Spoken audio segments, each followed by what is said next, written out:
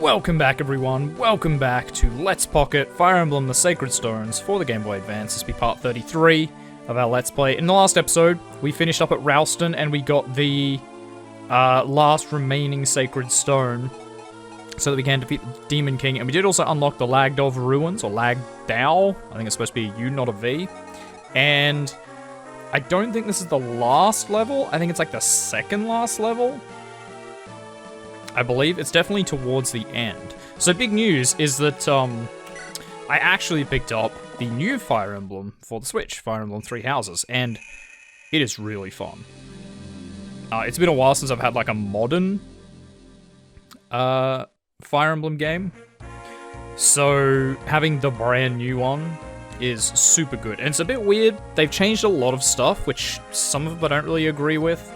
I think the tactical view is a bit wanky and unnecessary, but for the most part, it is very, very fun. Okay, so Lagdao Ruins, it's pretty much the same as the Tower of Valny, so we'll just get as far as we can, basically. And this is pretty much where we start training like our A-team. So we're basically going to bring every single person with a Sacred Twin. So that's pretty much... you've got one, you don't. Sacred Twins, Sacred Twins, Sacred Twins. You've got one, Joshua's got one. It's like, at the end of the day, this is probably going to be basically our A-team, as far as I can tell.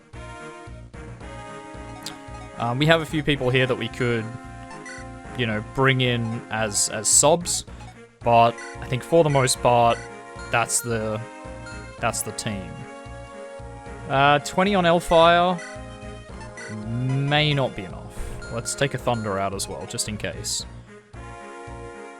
So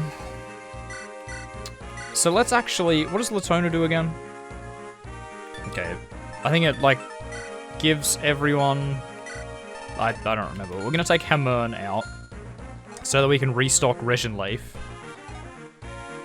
And you've got so many weapons, you're fine. You're fine. You're definitely fine. You probably need another sword. 15 is not going to get you very far. Brave Sword? Yeah, Brave Sword. Why not? Why not? Let's go. Alrighty. Let's just get straight into it. It's going to be a bit weird going back to this, actually, after the new Fire Emblem. I can tell you that in the new Fire Emblem, the weapon triangle is no longer a thing, which has been heavily what I'm used to. I'm used to them changing the weapon triangle, but I'm still used to it being a thing, and it's just not a thing. Not at all. And I can respect why the developers chose to change it, but it's still a big change for, like, me. I don't really have any experience without the weapon triangle. Do you have, like, a... No, so it's just you. I was going to say a javelin or something. So what we'll do is actually leave you there. We'll leave some of you guys here as well. Everyone else can just rush this side. Or do we split up 4 and 4? You know what? We're going to split up 4 and 4. Actually, one thing the new one does do is it tells you exactly who the enemy's going to attack on their turn. It, like, shows you who is the target, which initially I hated, but because of the changes they've made to the game, it's sort of nice, and it does cut out the middleman. I will say the AI in this one's a bit more unpredictable, but definitely in Awakening and Fire Emblem Fates, the ones on the 3DS, I definitely knew who was going to get attacked by who. Wait, why did I do that? I don't remember. Also, we should probably send, like, Ephraim this way and Natasha the other way. Just so we have a healer on this side where kind of the weaker people are. Not saying they are completely weak, but this is the side with the squishier ones. Not the big tanky bruisers like Cormag and stuff that probably going to take no damage from anything. And like Ross, I don't expect him to take much damage from anybody. He will take no prisoners. Let's just go over here. And... Dragon Axe? Yeah, Dragon Axe, that'll do. Should be a piece of cake. New animations in the new one look really good. I'm very happy with it. They've had a bit of a mixed bag when it comes to like 3D animations. The 2D ones, these are all amazing. I have different likes and dislikes for all of them, but for the most part, these are all pretty good. But yeah, the 3D ones, I've found that a lot of the animations I dislike. But in this one, they've sort of addressed that, and it's quite good. Because, like, I don't mind that this is just one animation for the attack. I don't mind that. But in the newest one, when they do 2 attacks in a row like that, or like what's going to happen here, well, spoke too soon. But, like, when you get 2 attacks in a row, it looks and feels like 2 attacks as a combo attack. Like, it feels like a follow-up attack, not necessarily just 2 of the same animation, or 2 completely disconnected animations. If you do no damage to the person, your like character physically like recoils off as if they've like pinged off the armor, which I find very cool. It's a nice little addition. That does make it a little bit janky if you get 2 attacks, because you like run in, you know, ping off the armor and they stumble back and then get hit and then they run in and do the exact same animation again. That's a bit janky, but you know, nobody's perfect. Like no game will address all of my concerns. In short, it does a pretty good job. I have so far had no real complaints about it. It is just super fun. Actually, no, not true. My only complaint is that in handheld mode on the Switch, man, does it burn through battery life. And when your main complaint is that the game's a little bit too hungry and you want to play it more, probably not the worst game in the world. Just saying. Okay, so we have to try and make sure we don't use up Regen Life, because I have forgotten to use Hammern, and I've just split them up, so I have to not use Regen Life up before we get through this middle section, like down here. God, it's so nice having a flyer with the Philly shield, just because like flyers have such mobility, rivaled by no one. And the only downside to that mobility is you will accidentally put them into places where they're, like, threatened by archers. And if you can get rid of that threat, suddenly they're just super mobile, super, like, murdery units. Which is, as you can imagine, not, like, overpowered, but it's pretty potent. Ooh, I can't attack? Well, I can attack someone, but let's not do that. Oh, also the new one, I have been playing the new one on, like, casual mode, which is the non-permadeath game mode. It's like, in this one and in the earlier ones, it was just if a character died, they're dead. Doesn't matter where it is, doesn't matter why it is, doesn't matter how it is, right? It's what we've been playing with this. We've been playing like hardcore modes, where Gilliam's dead. But, in the new one, in pretty much every modern one I've played, like all the 3DS ones and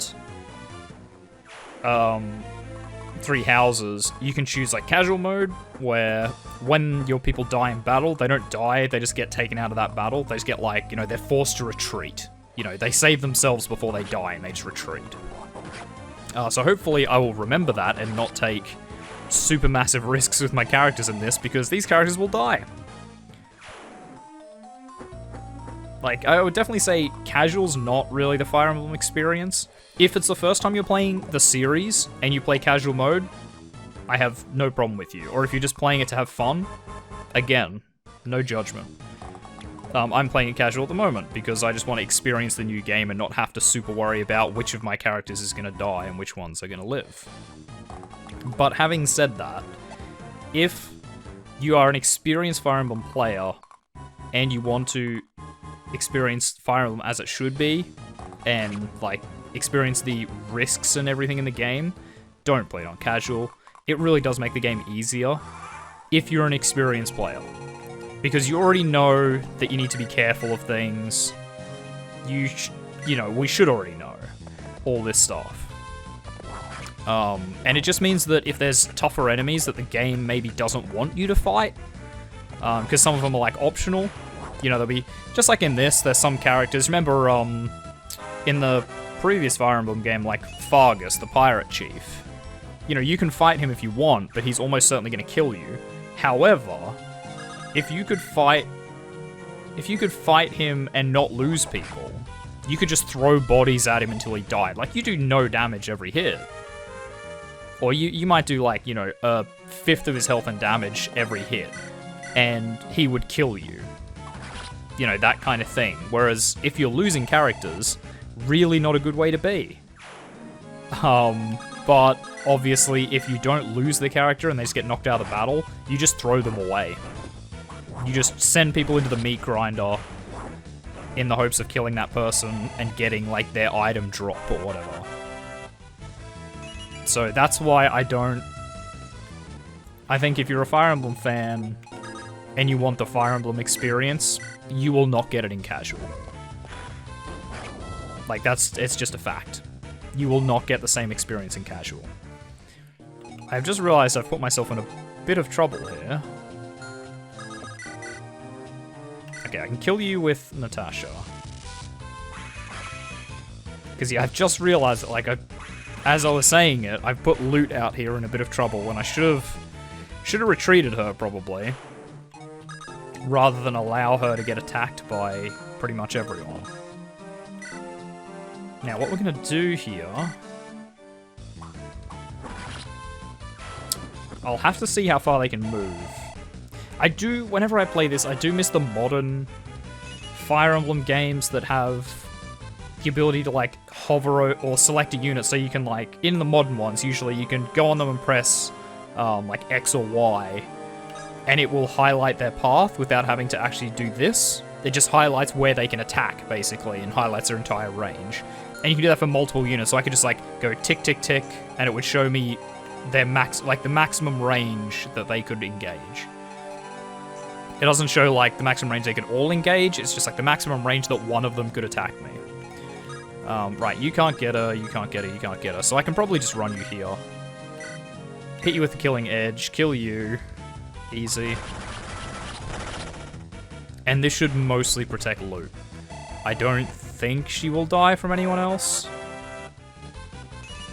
I'm a little worried about Erica, but she's level, like, what, 12 or something now? She should be fine. Yeah, okay, so that was always going to happen.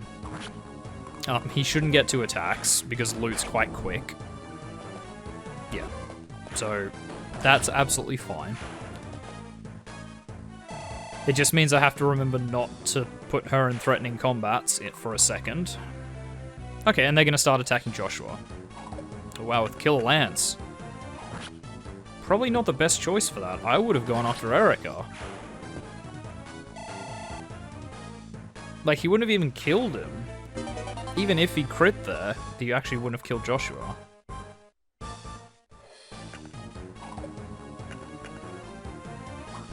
And because I don't remember how it's calculated in this one. I know in Awakening and Fates, maybe just Awakening, it's calculated in a stupid way.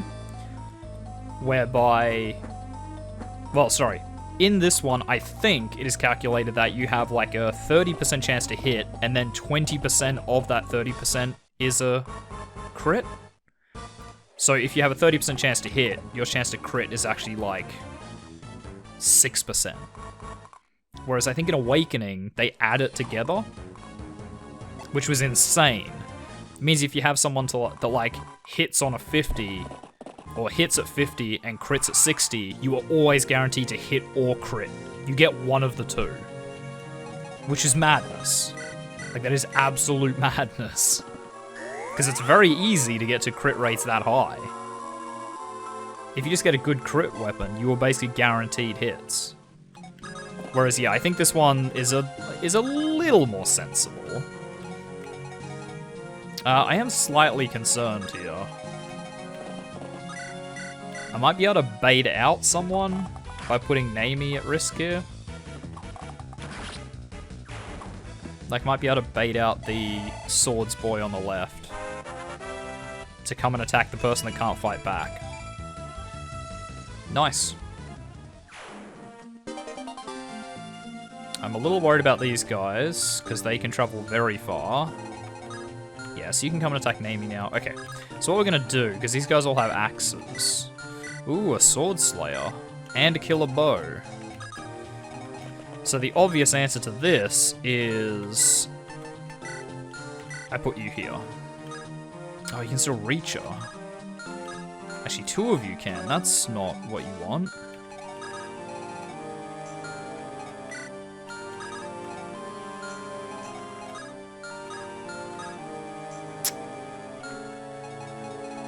Okay. I don't like this anymore. I don't like this game anymore. Naomi either gets double attacked, which is bad because she's probably pretty weak, relatively speaking. Or... I already healed loot too. So I either put Ephraim here and risk his life, because they will probably attack Ephraim, because all 3 will be able to reach him then. So an axe, a sword slayer, and a halberd. And a halberd's good against cavalry. Oh god, okay. Well, let's just put you here. Naomi, I think you're on your own here, Budinsky. Actually, they may attack Ephraim. They probably won't, though. They probably won't. And I'm also worried about Erica, because these guys can hit pretty hard. Natasha, I'm not super worried about.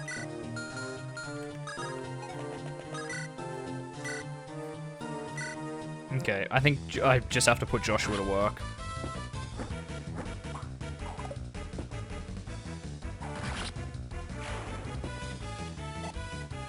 Well, if I can take out 3 enemies, if I can do it without taking damage, can't kill you. I would have to use Sieglund. Which I will. It's only 1 attack. I think I just have to... Like, that's just something I have to do to not lose anybody here. Because then I can send... Oh, you actually can't reach that far. So you can't actually attack Natasha. So maybe I'll just go and attack you then. Oh, you have a short spear though. Annoying. I could use Excalibur, and you know what? I will.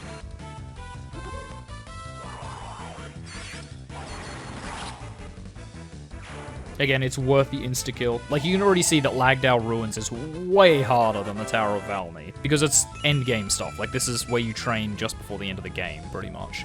So everything here is about as difficult as it's gonna get. It might even be worth training here a bit, just to see how we go. Okay, I really wish you hadn't have attacked Erica, so she wasn't wasting Sieglund. Because the final battle is probably going to be all Sieglund all the time.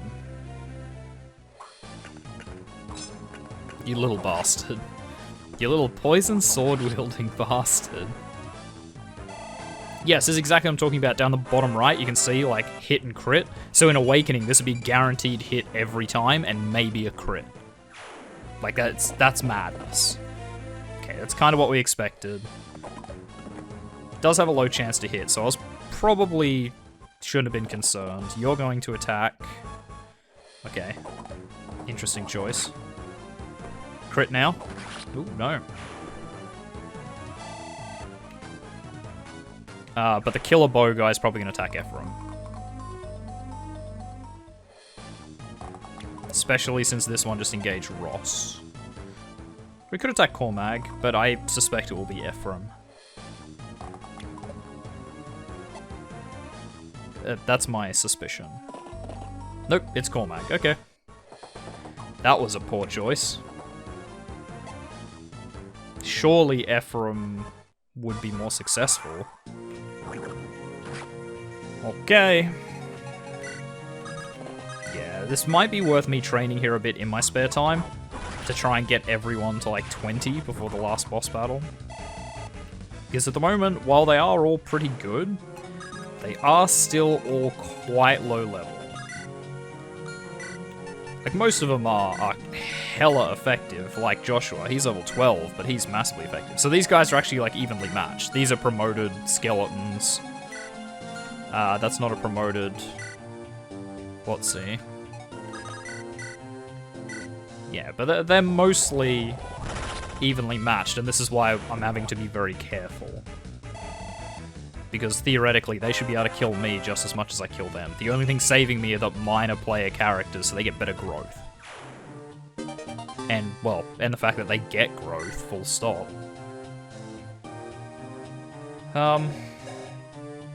Okay, you're not maxed out on anything, that's good. Oof. That disrespectful crit. That's what I want to see.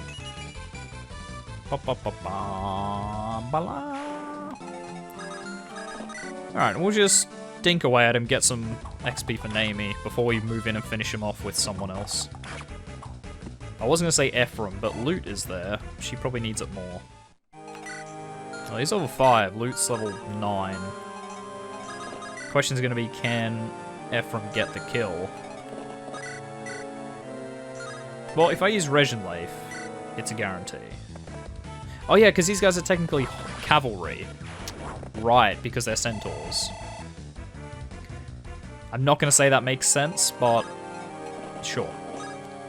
We are going to use hammer. Oh, so you just pick a weapon. Okay. No, that's fine. He's the only one that gets a unique weapon in this, so I don't know who else we'd use it on. Because can we use it on the... Whatsies? Oh, you haven't used Siegmund. We'll find out with Erica next turn. If you can use it on Sacred Twins. Because if you can, then that's two Sacred Twins I can just max out again. Which means that when going through these ruins, I can just, like, crush this. I don't have to worry about conserving my Sacred Twins. Not that most of my heavy hitters really need them. Like Cormag, Joshua, Ross to an extent. Ross has a bit of growth left before he's a real killer. But he's pretty good. But definitely like Joshua and Cormag. They just need like a killing edge or even an iron weapon is enough to kill. That's no problem. Don't even worry about it.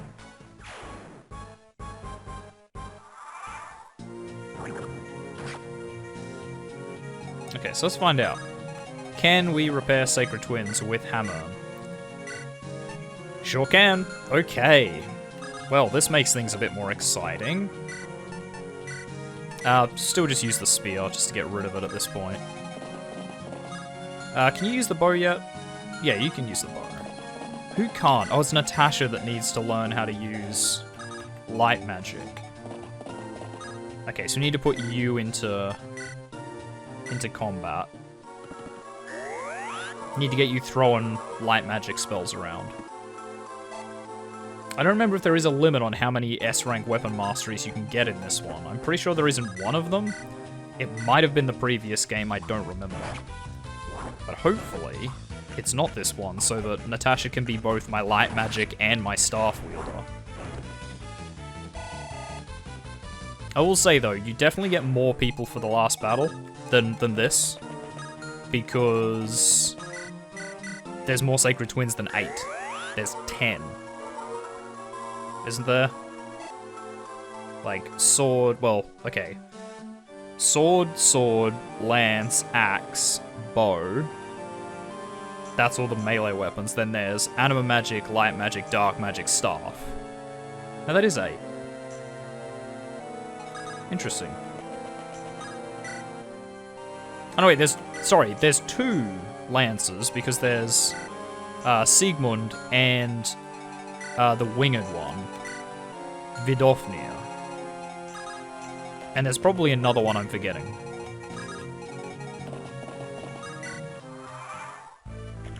Because like 4 kinds of magic, staff, and the 3 types of magic. So that's 4. Then there's... No, there must be 10, because then there's the 4 different kinds of Yeah, it is. 4 different kinds of magic. Then there's 4 different kinds of melee weapons. Swords, axes, lances, and bows. Sorry, melee weapons. Physical weapons. That's 4. And then there's the 2 extras. So yeah, there's 10. What did I miss? Sword, sword, lance, lance. Axe, bow. Light, dark, anima, staff. Yeah, 10. The hell did I forget? Who knows? Oh, Cormag, you let him go with 1 HP as a lesson. You made sure that he got away with scratches so he could be killed later. See, like 161 combined between hit and crit. That's... If it was a combined value, crazy. Yeah, so it was just weird. It was a weird sort of choice. Because then Awakening definitely had, like, your skills and stuff as well, where you'd get super OP abilities and it'd be like, this triggers on your skill ×2.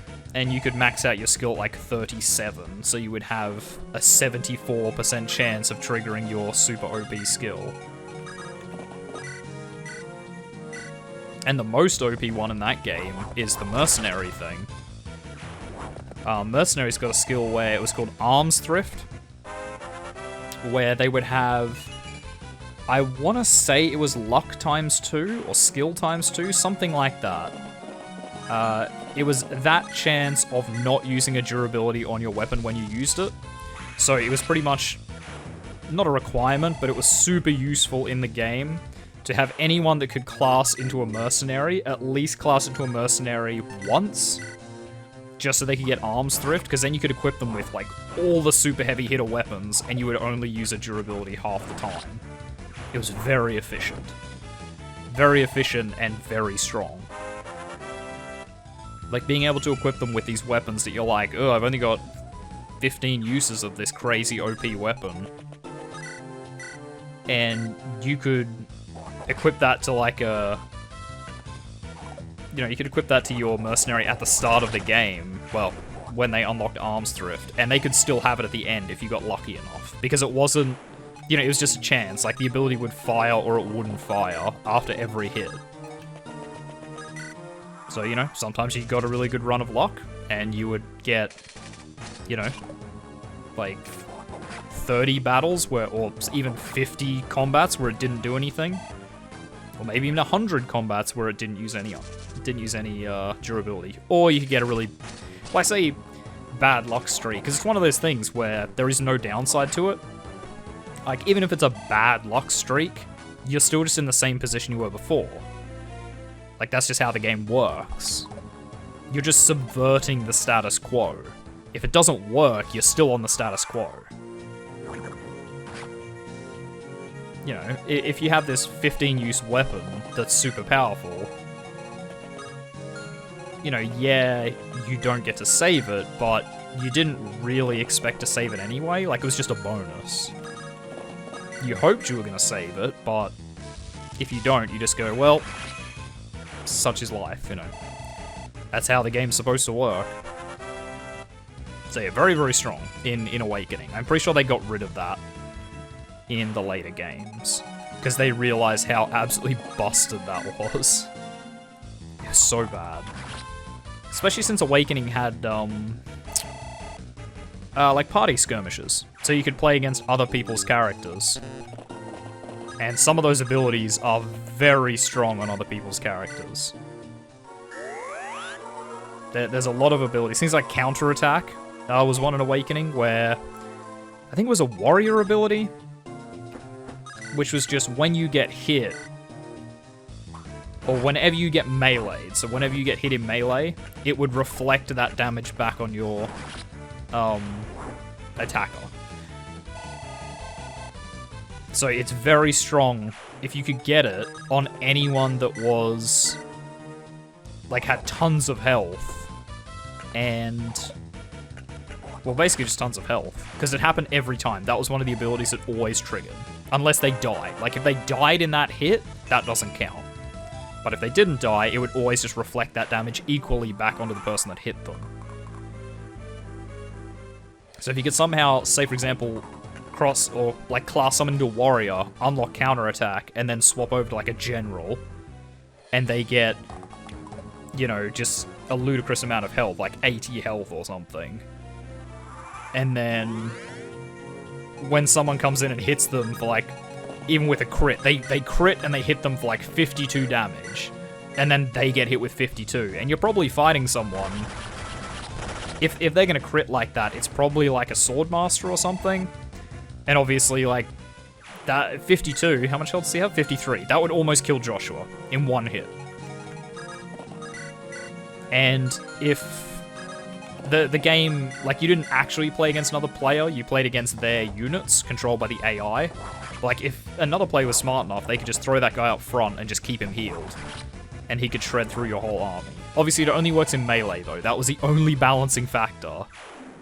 That you just had to go and kill them at range with either magic or bows.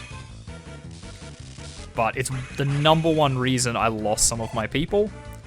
Because most times you just forget to check. Because some NPCs can have it as well. It's very rare, but they can have it. And yeah, you just like sit there pretty confident that you're gonna win, you'll hit them, and then suddenly you've halved or quartered your health, and then on their turn they just come in and mop you up. It was crazy. I love Awakening, but that was madness. Oh, I loved it.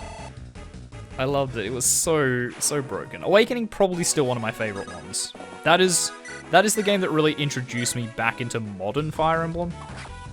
Like, I played these ones to death back when I was younger. Nice. That's cool crit. Yeah, I played these to death back when I was younger. And I never played, like, the GameCube ones, the Nintendo DS ones. And that's it, I guess. Sure, we'll proceed to the next floor. I never played any of those. Mainly because I'm not that big of a Nintendo fanboy. Like, not to say that getting Nintendo consoles or, you know, portables or whatever makes you a fanboy, but like, I never really either had the money or the inclination to bother getting like a Nintendo Switch, or sorry, a Nintendo DS or a GameCube, even though the GameCube had some amazing games, and I'm sorry I missed out on it. But yeah, I just never really had the inclination to do that. And then I ended up getting you know, as I got older and started earning my own money, I eventually got like the Nintendo 3DS because I was like, this looks pretty cool. It's been a long time since I played anything on Nintendo, I'll buy it. Fire Emblem came out the same year, I believe. Actually, yeah, I got it bundled with the DS, and I got it cheaper because they bundled it for me. So yeah, like, I got that. And I started playing that, and then the Switch came out. You know, it looks really cool. Well, it looked really cool. The motion controls are very, very fancy. I liked that. I like the whole pick it up as a handheld, plug it in to play it on a TV or monitor or whatever. That was very cool, so I went and bought that. Played the shit out of Breath of the Wild. Excellent game. Then they announced, or there were rumors that like Super Smash Bros. Was coming, and I haven't owned Super Smash Bros. Ever, I haven't played it for years, and I was like, boom. Wow, holy shit, I completely forgot about the Nintendo Wii and the Wii U. Oh my god. Yeah, I never had those. But the fact that I don't know why in my head I thought it went GameCube, then Nintendo Switch. No one talks about the Wii U. Just don't talk about it. But yeah, like, I never played those, so I hadn't played the last Smash Brothers. I played the one on GameCube with some friends a lot. So then that was announced, I was like, oh my fucking god, I love this. Got Super Smash Bros. Ultimate. And then Fire Emblem came out, like, this year. Was that a year after Smash Bros? Smash Bros last year? I think it was. So I'm loving life at the moment with Nintendo consoles. But anyway, guys, sorry, I've been talking just, like, aimlessly for ages. So, we're gonna end this episode here. So thank you very much. everyone for watching. If you like this video, make sure you hit that like button. If you want to see more content from me, the Aussie Nerd, feel free to subscribe to my channel and check out the other videos on there. If you think you know any friends that might enjoy my content, make sure you share a video too with them. I really appreciate it. And finally, if you want to leave any hints, tips, tricks, feedback of videos, you want to talk about what I talked about, your experiences with Nintendo consoles, anything like that, or you just want to say hi, make sure you do so in the comments section down below so I can see it. And I'll see all of you guys in the next episode. Bye.